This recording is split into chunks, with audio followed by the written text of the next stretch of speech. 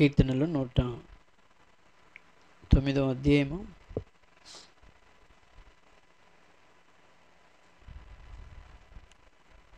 మొదటి 5 వచనములు మనం మార్చి చదువుకుందాం. కీర్తనలు 109 మొదటి నుండి 5 వచనముల వరకు మార్చి చదువుకుందాం. నా స్తుతికి కారణభూతుడు ఒక దేవా, మౌనముగా ఉండకము.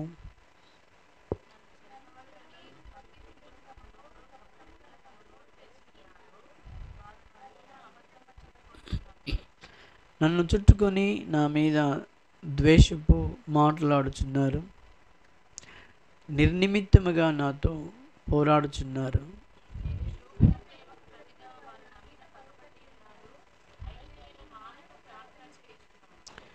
నేను చేసిన మేలునకు ప్రతిగా కీడు చేయుచున్నారు.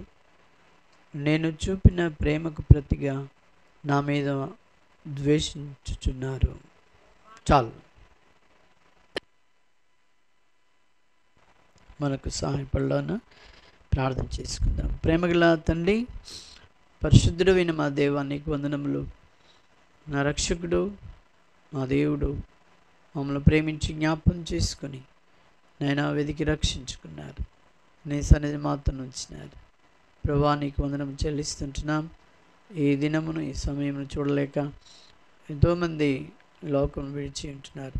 మమ్మల్ని అయితే మీరు సజీవ లెక్కలు ఉంచినారు. అందుకై నీ కృతజ్ఞత చెల్లిస్తూ తండ్రి, చదవబడిన వాక్యం ద్వారా మాతో మీరు మాట్లాడుతున్నామని అయోగ్యనైన నన్ను నిస్సులు చాటును మరుగు చేయి, కృప చూపించు. వందనం చెల్లిస్తూ సమయాన్ని మమ్మల్ని మీ చేతులకు అప్పగించుకుంటూ యేసు నామంలో స్తుతించి ప్రార్థిస్తున్నాం తండ్రి, ఆమేన్. దేవుని వాక్యంలో మనం చూసినట్టయితే, నా స్తుతికి కారణభూతుడు నీవు నేను ఆయన ఆరాధించుట కొరకై, ఆయన స్తుతించుట కొరకై మనకు మన స్తుతికి ఆయనే కారణభూతుడిగా ఉన్నాడు. ఆయన స్తుతించడానికి కారణం ఏంటంటే, ఈ లోకంలో ఎన్నిక లేని మనల్ని తాను ఎన్నిక చేసుకున్నాడు. యోహాను సువార్త 15వ అధ్యాయంలో చూడండి. యోహాను సువార్త 15వ అధ్యాయము 19వ వచనం.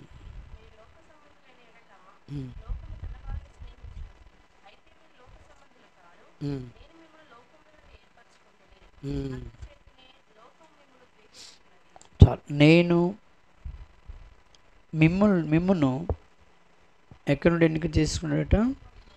లోకంలో నుండి. నేను మిమ్మల్ని ఈ లోకంలో నుండి ఏర్పరచుకున్నాను అంటే ఇక్కడ ఏమంటుందంటే, స్తుతికి కారణభూతుడు అంటే నీవు నేను ఆయన స్తుతించుట కొరకై, ఆయన ఆరాధించుట కొరకై తను కారణభూతుడిగా ఉన్నాడు. ఎందుకు ఎలా కారణభూతుడు అని అంటే, మన యోహానులో చూసాం కదా, మనం లోకంలో ఉన్నాం. ఈ లోకము ఎలాంటిదండి? పాపలోకం అన్నట్టు. ఈ లోకము ఎలాంటిది అనేది మరి 109:8లో 2వ వచనంలో కనబడుతుంది.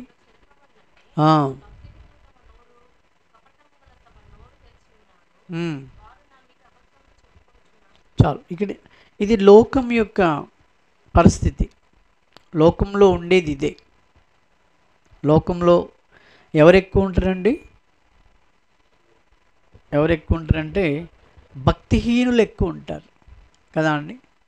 భక్తిహీనులు, మొత్తం భక్తిహీనమైనటువంటి ఈ లోకంలో భక్తిహీనులు ఉంటారు. మళ్ళీ భక్తిహీనులకు ఏమి ఎక్కువ ఉంటుందంటే నోరు ఎక్కువ ఉంటుంది అన్నట్టు. భక్తిహీనులకు ఏమి ఎక్కువ ఉంటుందండి? నోరు ఎక్కువ. దేవుని వాక్యంలో చెప్తున్నాడు. తర్వాత ఈ భక్తిహీనులకు ఇంకొకటి కూడా ఉంటుంది, ఏంటంటే కపటం ఉంటుందట. అంటే లోకంలో ఉన్న పరిస్థితిని చూపిస్తూ ఉన్నాడు.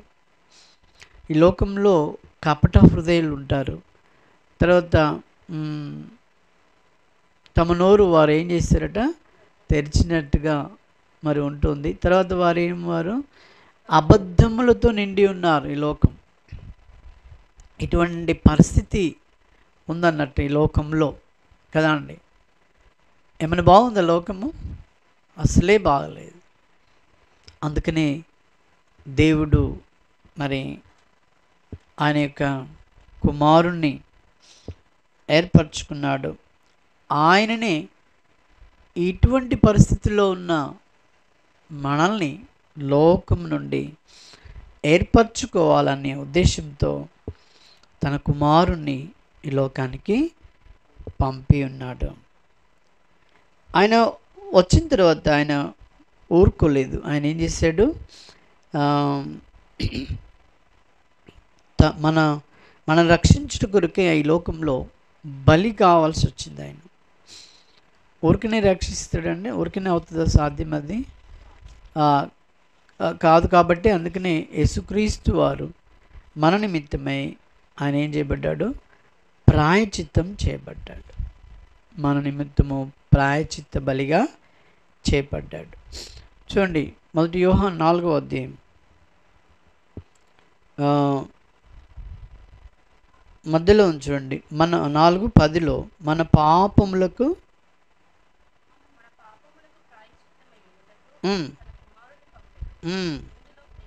చాలు, మన పాపములకు ప్రాయచిత్తమై ఉండట కొరకై ఎవరిని పంపాడు? తన కుమారుణ్ణి పంపాడు. దీంట్లో ఏం కనబడుతుందండి? ప్రేమ కనబడుతుంది. మనం అంటాం చూడండి, వాళ్ళ దగ్గరికి రండి, లేకపోతే అలా ఇలా అని మనం ఆహ్వానించినప్పుడు వాళ్ళు ఒకవేళ రాలేని పరిస్థితుల్లో ఉంటే కూడా ఒక మాట అంటాం, ఏమంటే మనసుంటే మార్గం ఉంటుంది కదా. మనసుంటే మార్గం ఉంటుంది. అలాగే మరి దేవుడు ఈ లోకంలో ఇంత భయంకరమైన పాపంలో ఉన్న మనకు ఇన్ని క్వాలిటీస్ చూపించాడు కదా. ఎన్ని అండి? ఇది 2వ వచనంలో 109:2 ఇన్ని భక్తిహీనుల మధ్యలో మనం ఏమైనా నెమ్మదిగా ఉండగలుగుతామా? సంతోషంగా ఉండగలుగుతామా? ఉండలేం. ఉందామనంటే నోరు తెరుస్తారు కానీ ఉండలేం. అటువంటి పరిస్థితుల్లో మనం ఉన్నాం. చూసారండి. ఇప్పుడు మీరు ఎవరైనా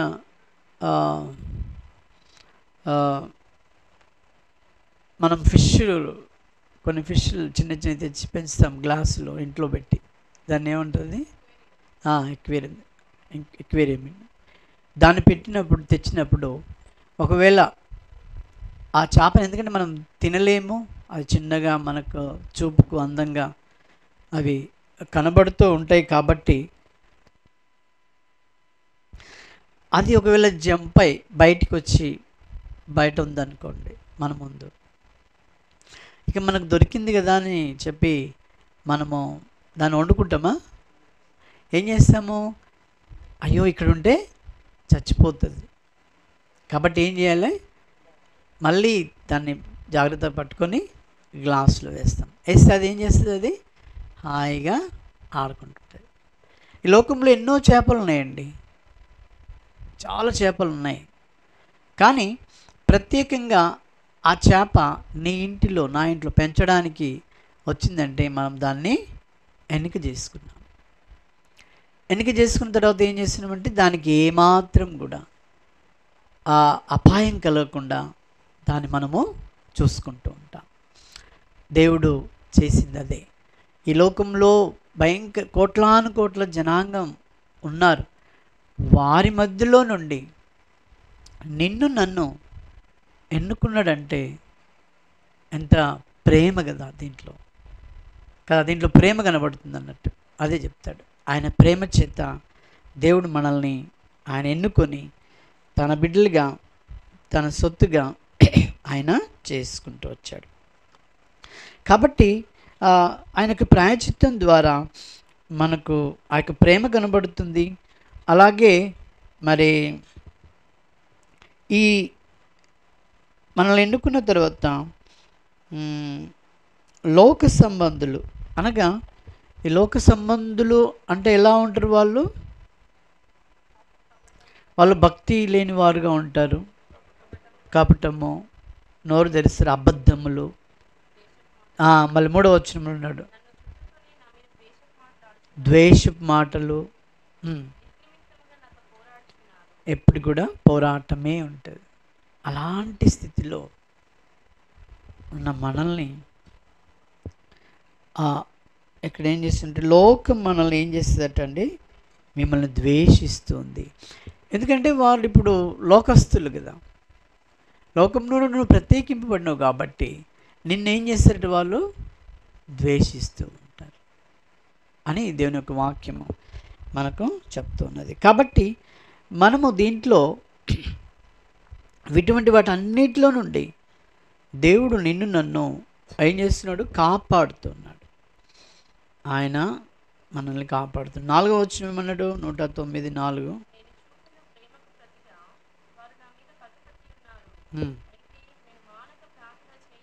చాలు.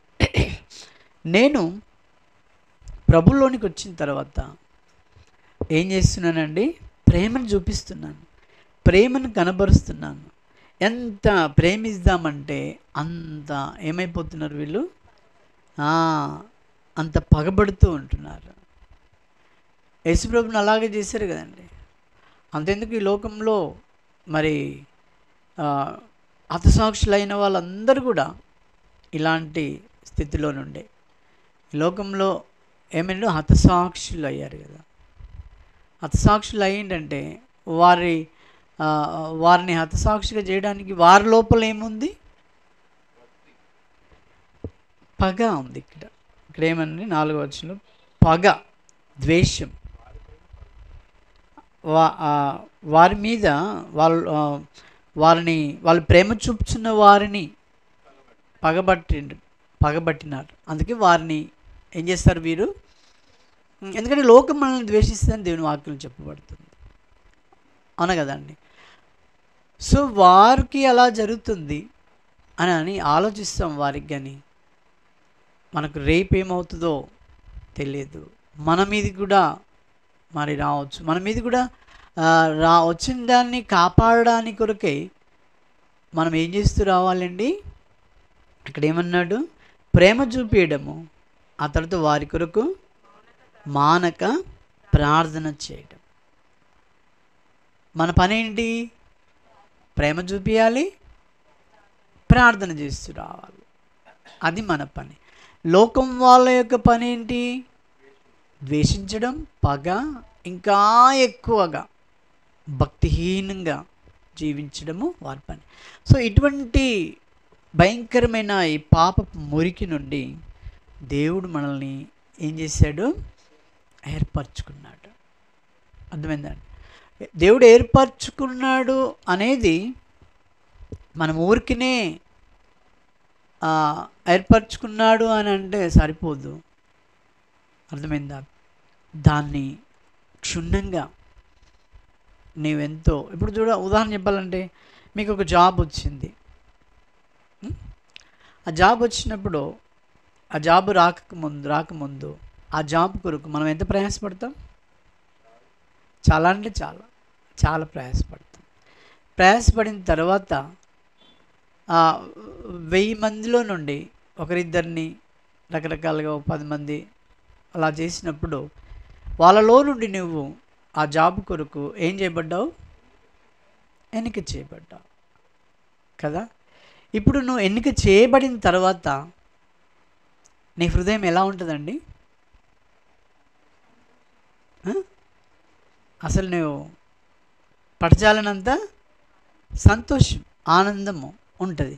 ఆ ఆనందంలో నువ్వేం జ్ఞాపకం చేసుకుంటావు, నేను ఎలా కష్టపడ్డాను, ఎలా జీవించాను, దీని కొరకు ఎంత ప్రయాసపడ్డా, అట్లా అని చెప్పేసి నువ్వు ఏం చేస్తావు, దాన్ని ఆలోచన చేస్తావు.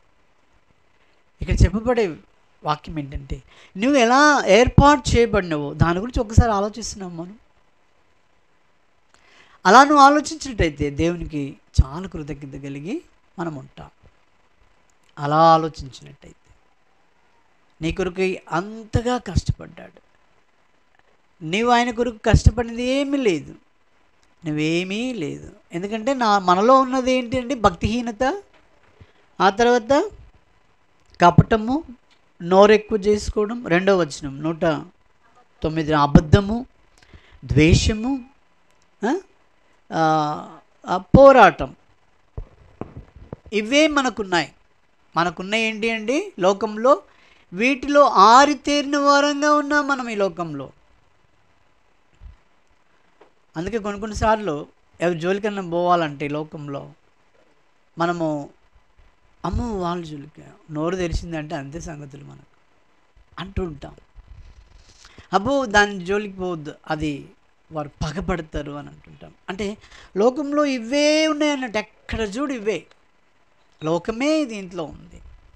అందుకని దేవుడు ఏం చేశాడంటే నిన్ను చూసి అలా ఉండుట, నశించిపోట ఆయనకి ఇష్టం లేక తన కుమారుని లోకానికి పంపించి, ఇదిగో ఈ బిడ్డలు వారు లోకంలో ఉన్నారు. వారు ఎక్కడున్నారండి? లోకంలో ఉన్నారు.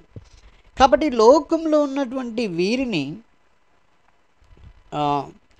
రక్షించుట కొరకు నీవు వెళ్ళాలని చెప్పేసి తన కుమారుని లోకానికి పంపించి ఆ కుమారునిలో బలి అర్పణ చేసినాడు. అందుకని 1 యోహానులో మనం చదివాం కదా, మన పాపముల నిమిత్తమే ఆయన ఏమయ్యాడు? బలి అర్పణగా చేయబడాడు, ప్రాయచిత్త బలి అయ్యాను. ఎవరండి ఏమైండు? మన 1 యోహాను 4:10లో మన పాపములకు ప్రాయచిత్తమై ఉండుటకు. ప్రాయచిత్తం జరగకపోతే నీకు మరి ఏర్పాటు జరగదు. నీకు ప్రాయచిత్తం ఉంటేనే ఏర్పాటు జరుగుతుంది. దేవుడు మనల్ని ఎన్నిక చేసుకుంటాడు. దీంట్లో ఏముందన్నాడు? ప్రేమ. 8లో మొదటి వరుసలు అంటాడు కదా, 8వ వచనంలో దేవుడు ప్రేమ స్వరూపి. దేవుడు ఇంకేలాంటి వాడండి? ప్రేమ స్వరూపి. దేవుడు ప్రేమ స్వరూపి. ఎవరిని ప్రేమించినాడు? ఈ ప్రేమ ఎవరి మీద ఎక్కువ పనిచేసింది? లోకంలో పాపం చేత జీవించున్న నిన్ను మనల్ని రక్షించడం కొరకే ఆ ప్రేమ పనిచింది. మనల్ని రక్షించడం కొరకే. ఇప్పుడు మనల్ని కనుక రక్షించకపోతే ఈ లోకంలో లోకస్తులకు మిగిలింది ఏంటంటే, లోకస్తులకు వాళ్ళలో ఉన్నది ఏంటిదండి? ఇదే 2-3 వచనాలే. వాళ్ళలో ఉన్నది ఏంటండి? చాలా భయంకరమైనటువంటి ఈ భక్తిహీనత ఉంటుంది అన్నట్టు, భయంకరమైనటువంటి అది అలాగ ఉన్నట్టయితే నరకానికి పాత్రలు అవుతారు, నా ఉగ్రతకు పాత్రలు అవుతారు అని చెప్పి యోహాను సువార్త 3వ అధ్యాయం 16లో ఏమన్నాడు? 3:16లో దేవుడు లోకమును ఎంతో ప్రేమించును, కాగా తన అద్వితీయ కుమారునిగా పుట్టిన వాని యందు విశ్వాసముంచు ప్రతివాడును నశింపక నిత్య జీవం పొందినట్లు ఆయన అనుగ్రహించును. నశించిపోతారు, నశించిపోయేటువంటి స్థితి. కాబట్టి నశించిపోకుండా దేవుడు మనల్ని ఏం చేశాడండి? లోకంలో నుండి మనల్ని ఏర్పరచుకున్నాడు. ఇప్పుడు ఉదాహరణ చెప్పాలంటే, దేవుడు సముద్రంలో కానీ మరి చెరువులో కానీ చేపలను ఎందుకు వేశాడు? దేవుడు చేపలను ఎందుకు వాటిని పుట్టించాడు? చేపలను ఎందుకు పుట్టించాడు? ఉదాహరణ ఏం లేదండి, అవి పట్టుకొని మనం తినడానికే పుట్టించాడు. వాటిని ఎందుకు పుట్టించాడు? పట్టుకొని మనం తిన్నాడు. అందుకనే ఒక జాలరి చేపలు పట్టడానికి వెళ్ళాడు. మత్తయి సువార్త 13వ అధ్యాయం ఉంటుంది. ఆయనకు చేపలు దొరికినాయి, కొన్ని చేపలు దొరకలేదు. ఇప్పుడు ఉదాహరణ చెప్పాలంటే, చెరువు ఉందనుకోండి, చెరువులో చేపలు ఉంటాయి. ఆ చెరువు ఎండిపోయే పరిస్థితిలో ఉన్నప్పుడు ఈ చేపలు పట్టేవారు ఏం చేస్తారు? వెళ్ళి చేపలు పడతారు. అప్పుడు ఈ జాలరికి దొరకకుండా కొన్ని హుషారుగా ఉంటాయి అనుకో, హుషారుగా ఉండి బురదలో ఉన్న చొచ్చుకుంటూ, లేకపోతే నువ్వేం పెద్ద నేను నీకు దొరకను అని ఒక గర్వంగా ఉంటాయి అనుకో లోపల. అర్థమైందండి? అప్పుడు దేవుని యొక్క ఉద్దేశం ఆ చేప పట్ల నెరవేరుతుందా? ఎట్లా నెరవేరుదంటే, అది లోపల ఉంటుంది, దానికి తెలియదు. నువ్వు ఇంట్లో ఉంటే కొద్దిసేపటికి కొద్ది రోజులకు నువ్వు ఎండిపోయి బిగిసిపోయి చచ్చిపోయి మురిగిపోతావు అందులో అనేది దానికి తెలియదు కదా. లోకంలో అంతే, నువ్వెండి నాకేం చెప్పేది, నేను నమ్మడం ఏంది, నాకు చాలా ఉన్నారు అని చెప్పేసి లోకంలో మురిగిపోయేటువంటి ప్రజలు ఎక్కువగా ఉన్నారు. అయితే ఈ వలలో ఎవరైతే చిక్కుతారో ఏ చేప అయితే చిక్కుతుందో దాన్ని హాయిగా మనం తెచ్చుకొని ఏం చేస్తాం, హాయిగా వండి అన్నీ కలిపి వేసుకుని వండిన తర్వాత హాయిగా తింటాం. అది దానికి సరి అయినటువంటి మోక్షం. దేనికది? ఆ చేపకు. ఇప్పుడు ఈ లోకంలో మనము లోకము దొరకకుండా మన భక్తి వేషాలతో లేకపోతే ఇంకేదో రీతిగా ఈ లోకంలో ప్రభువు దగ్గరికి మనం రాకుండా మనం ఉన్నామనుకోండి, అప్పుడు ఏమవుతుందో తెలుసా? ఈ లోకంలో విడిచిపెట్టబడతాం, ఆయన ఆరాధించలేం, ఆయన స్తుతించలేం. ఈ విడిచిపెట్టినటువంటి వీరు చివరికి ఏమైపోతారండి? ఆ నీరు ఎండిపోయి చేప మురిగిపోయినట్టు వీరి జీవితాలు ఏమైపోతాయి? ఆరిపోతాయి. ఆయన వలలోనికి వచ్చినప్పుడు మాత్రమే, ఆయన రక్షణలోనికి వచ్చిన బిడ్డలు, ఆయన ప్రేమను ఎరిగి మనం ఆయన దగ్గరికి వచ్చినప్పుడు, దేవుడు లోకాన్ని ప్రేమించి దానిలో నుండి నిన్ను నన్ను రక్షించడం కొరకై ఆయన ఈ లోకానికి వచ్చినాడు. అది ఎవరైతే హృదయపూర్వకంగా గ్రహించి ఆయన యందు విశ్వాసం ఉంచుతారో వారు ఏం చేయబడతారండి? లోకం నుండి ఏర్పరచబడినటువంటి వారిని దేవుడు అన్ని విధాలుగా కాపాడుతున్నాడు.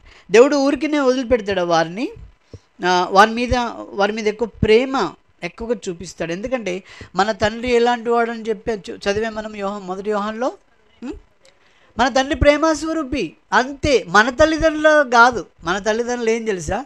ఒక తల్లిదండ్రులు కోపం ఎక్కువ ఉంటుంది. ఇక్కడ ఒక ఆయన ఉండే వాళ్ళ పిల్లలు బయట వాళ్ళు హ్యాపీగా ఉండేది, ఇంటికి పోతే సాడ్గా ఉండేది. ఎందుకంటే మా డాడీ పేరు చెప్పనులేదు, తెలుసు మనకు. మా డాడీ అంటే భయపడేటువంటి ఆయన. పెద్దగా అయినంత వరకు కూడా అదే కోపం చూపించేవాడు. కానీ మన దేవుడు, మన తండ్రి, మన పరలోకపు తండ్రి ఎలాంటి వాడండి? ప్రేమ కలిగినటువంటి వాడు, ప్రేమాస్వరూపి. ఆయన ప్రేమ కలిగినటువంటి. ఇప్పుడు ఈ లోకంలో నుండి మనము ఎవరి దగ్గరికి వెళ్ళాము? మనము ప్రేమాస్వరూపి అయినటువంటి ఆ తండ్రి దగ్గరికి మనం వెళ్ళామండి. మన తండ్రి యొక్క సంగతి ఇంకొకటి తెలుసుకోవాలంటే యోహాను సువార్త 3వ అధ్యాయము, 8వ అధ్యాయము, యోహాను సువార్త 8:44. యోహాను సువార్త 8:44. మీరు మీ తండ్రియగు అపవాది సంబంధులు.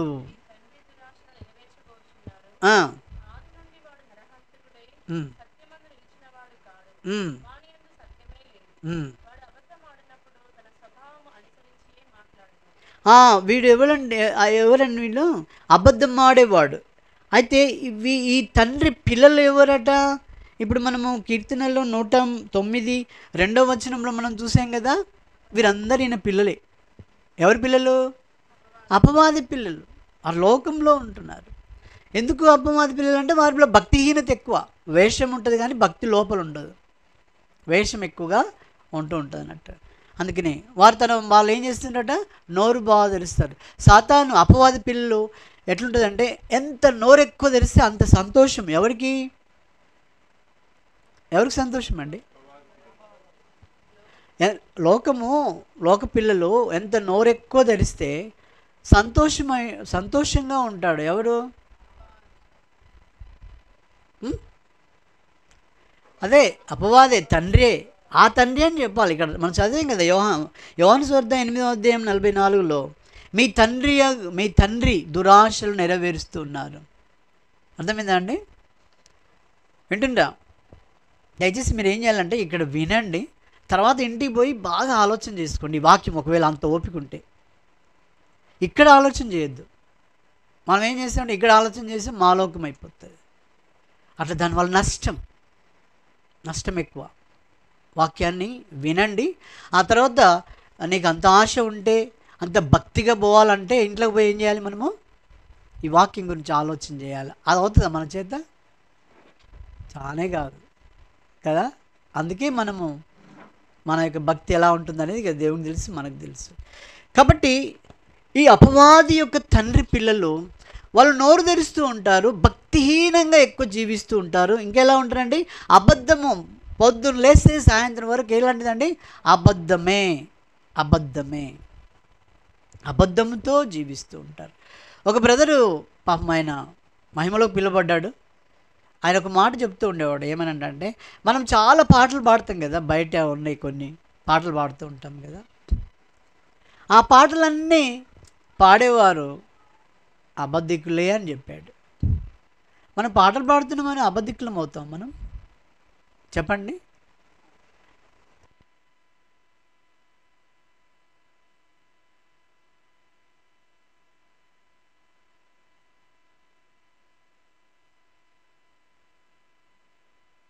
నీ జీవితం ఏమైనా నిజంగా మారిందా?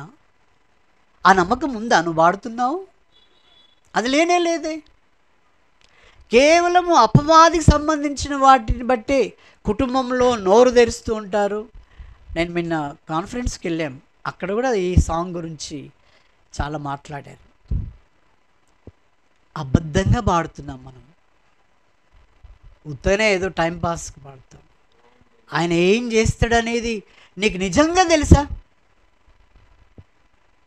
తెలియదు. కాబట్టి మనము ఇక వెళ్ళిన తర్వాత మన ఇండ్లలో ఈ ఆరాటాలు, పోరాటాలు, లేకపోతే లౌకికమైన ఆలోచన మనలో ఉండకూడదు. ఎందుకంటే నేను ఇంతకుముందు చెప్పాను కదా మీకు, దేవుడు నీకు ఈ ఉద్యోగం ఇచ్చాడంటే,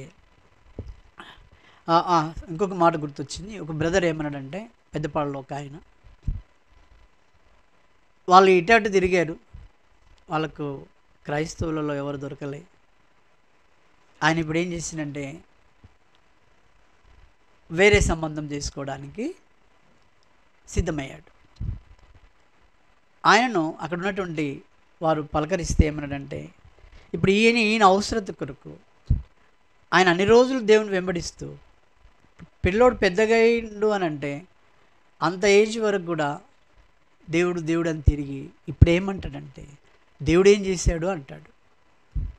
ఇప్పుడు ఏమంటాడు, ఈ అవసరతకు దేవుడు ఏం చేస్తున్నాడు అంటాడు. అప్పుడు నేను వాళ్ళకి చెప్పాను, నాతో కలవలేను, ఫోన్ స్విచ్ ఆఫ్ ఉంది, నేను మాట్లాడదామంటే. అప్పుడు నేను ఏమన్నానంటే వాళ్ళతో చెప్పాను, మళ్ళీ ఎప్పుడైనా కలిస్తే నువ్వు నిలబడి మాట్లాడుతున్నావు నా ఎదురుగా, అట్లా పెట్టాడు నేను.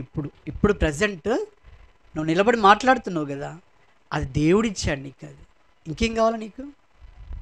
ఇంకేం కావాలా? ఆయన తలుసుకుంటే నాతో మాట్లాడితే అడ్డం పడతావు, నాతో మాట్లాడుతుంటేనే నువ్వు అడ్డం పడతావు. మన భార్య భర్తలు ఇద్దరు డ్యాన్స్ చేశారట. చేసి భర్త ఏమైపోయాడు, కుప్పకూలిపోయాడు. మీరు అవన్నీ చూశారు, చాలా వీడియోలు ఎన్నో వస్తాయి.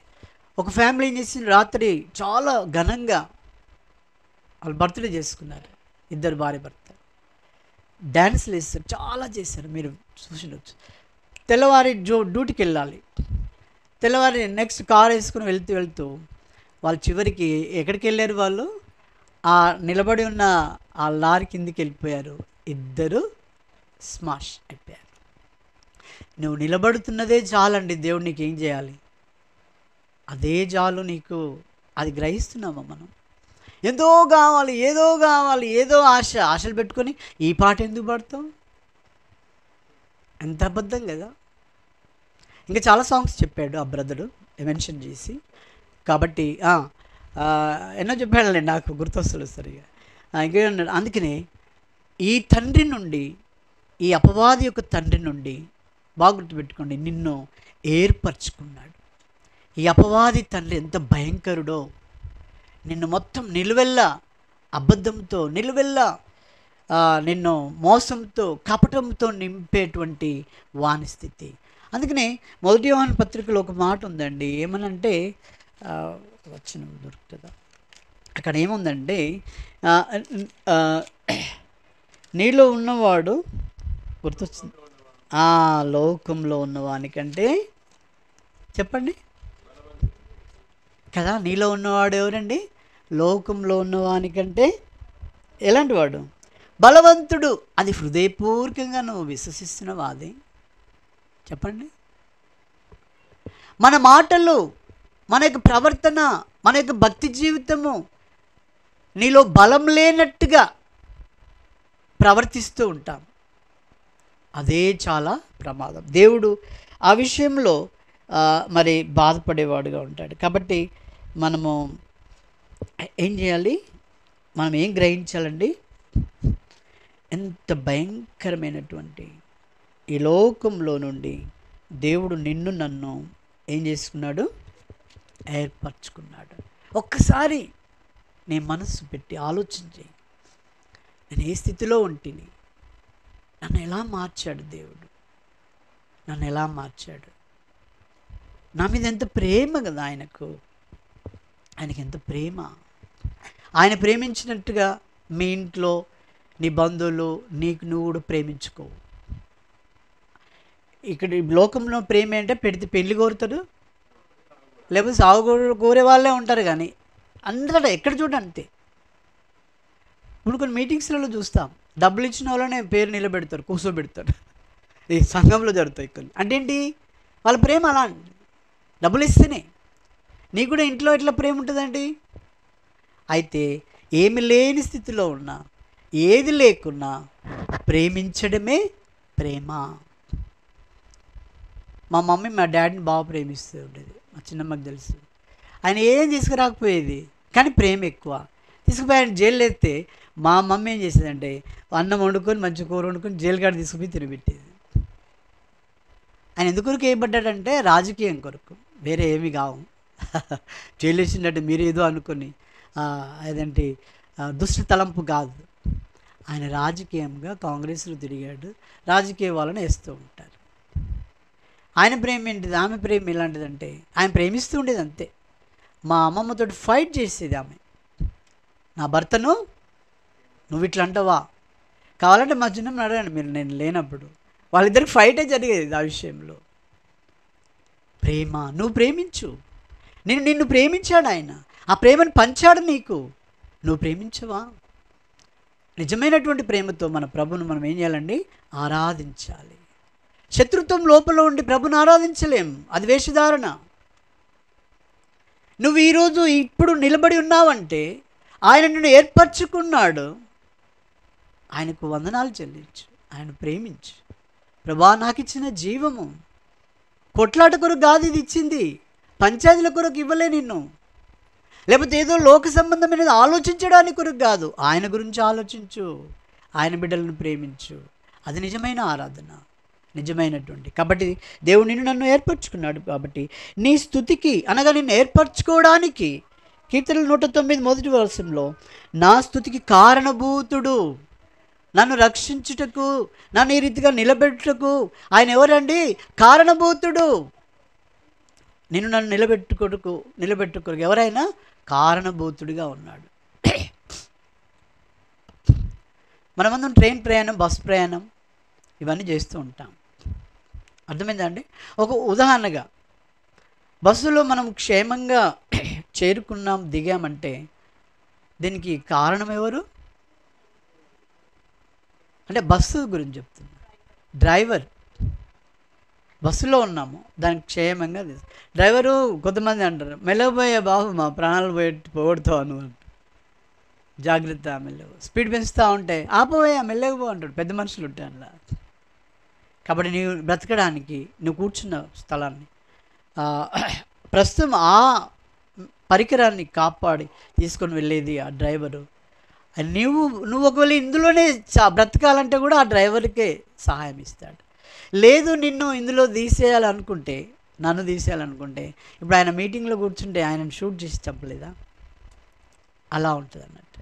అయితే దేవుడు అన్ని చోట్ల నుండి నిన్ను నన్ను ఏం చేస్తున్నాడు? కాపాడుతున్నాడు. అయితే ఆయన ఏర్పరచుకున్న దాన్ని ఒక్కసారి నువ్వు జ్ఞాపకం చేసుకోవాలి. ప్రభా నేను ఎంత రోగును, ఎంత దౌర్భాగ్యుడను, ఎంత అబద్ధికుడను, ఎంత నోరు తెరిచి పంచాయతీ చేసేది వాడను, ఎంతగా ఉన్న నన్ను దేవా నువ్వు ప్రేమించావు కదా, నీకు ప్రేమను బట్టి నన్ను ఇంతగా నువ్వు రక్షించుకున్నావు, నన్ను ఏర్పరచుకున్నావు. నేను నీకు ఏ పాటు వాడు, నాలో చదువు లేదు, నాలో అందం లేదు, నాలో బలగం లేదు, నాలో డబ్బులు లేదు, ఏది లేకున్నా కూడా నువ్వు నన్ను ఏర్పరచుకున్నావే. దేవుడు ఇవన్నీ చూడడు, మనుషులు చూస్తాడండి. ఎందుకంటే మనుషులు ఎవరి పిల్లలు వాళ్ళు? అపవాది పిల్లలు కాబట్టి వాడికి ఏమైనా అది చూడు, ఇది చూడు, ఇది చెయ్యి, అది లేదు, ఇది లేదు, అదే చూపిస్తాడు వాడు. అయితే పరలోకపు తండ్రి ఆ పిల్లలకి ఏం చెప్తాడంటే, నువ్వు ఏ స్థితిలో ఉన్నావో ఆ స్థితిలో నీవు తృప్తిగా ఉండ నేర్చుకో అని చెప్తాడు. ఎవరు? మన పరలోకపు తండ్రి. అపవాది తండ్రి ఏం చేస్తాడంటే రెచ్చగొడతాడు నిన్ను. అర్థమైందా?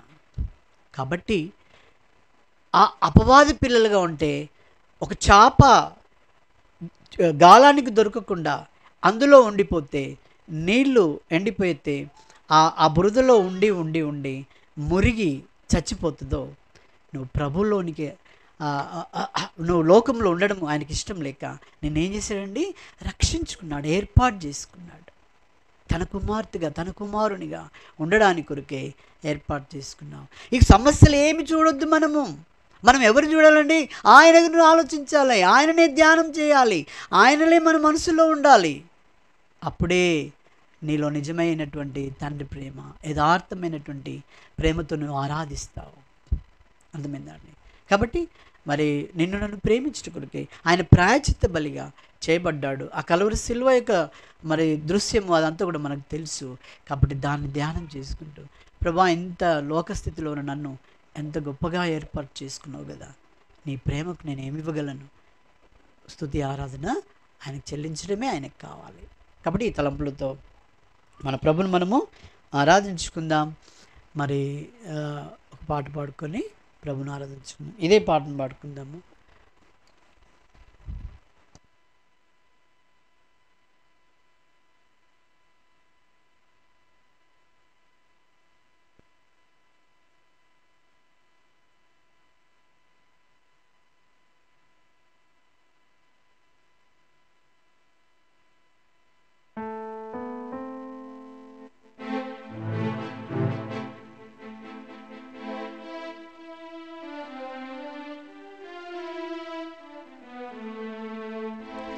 నోరారగా చేద్దాం. అయ్యంత ఉండదు.